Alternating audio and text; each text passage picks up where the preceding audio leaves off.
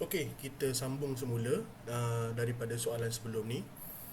Okey, untuk soalan nombor 2, jenis perwakilan dia.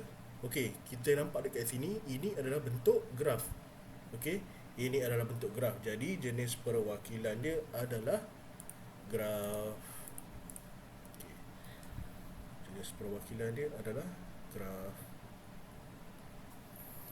Okey, dan jenis hubungan dia pula. Okey, kita nak tentukan jenis hubungan.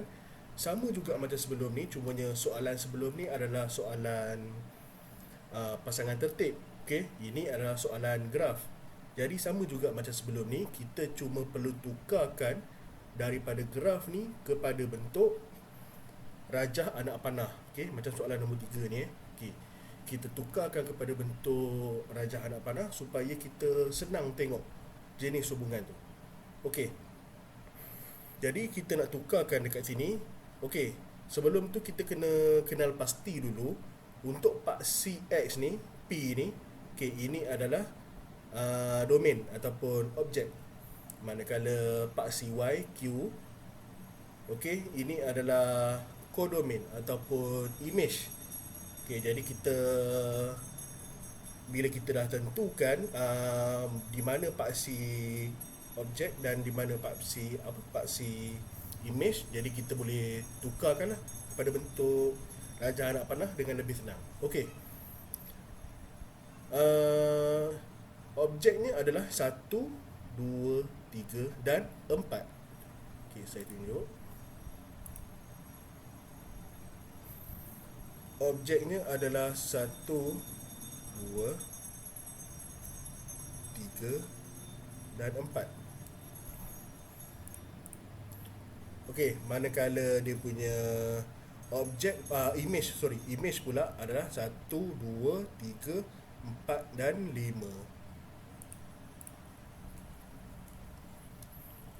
Okey, 1, 2, 3, 4, 5.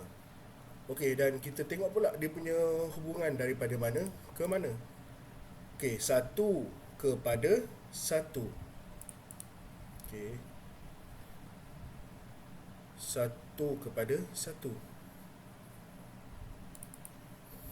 2 kepada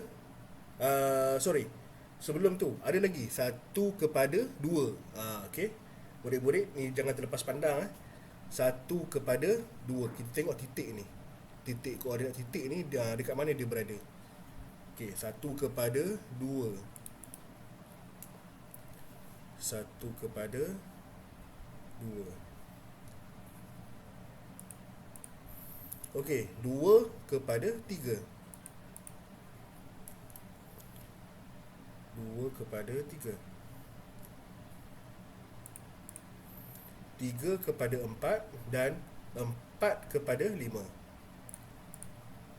Okey, 3 kepada 4 dan 4 kepada 5. Okey, berdasarkan rajah anak panah yang kita dah tukarkan ni, jadi dekat sini kita boleh nampak hubungan dia adalah 1 kepada banyak. Okey, 1 kepada banyak. Okey, jenis hubungan dia adalah hubungan 1 kepada banyak.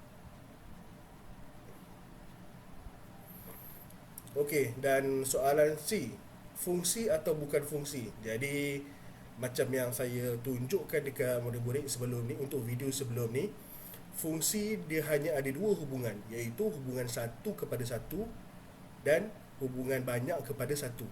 Okey, ini hubungan 1 kepada banyak, maka ia bukan fungsi.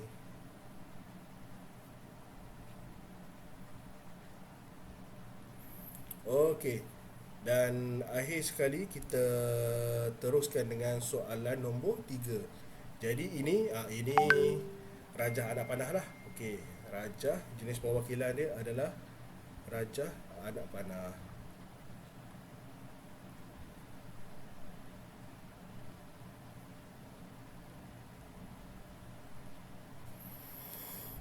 Okey, jenis hubungan dia. Okey.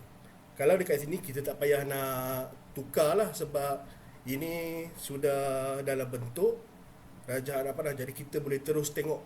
Kita boleh terus tengok melalui anak panah yang ditunjukkan ni lah. Okey, ini Aisyah kepada 170 cm. Ini satu. Chua kepada 172 cm. Ini satu.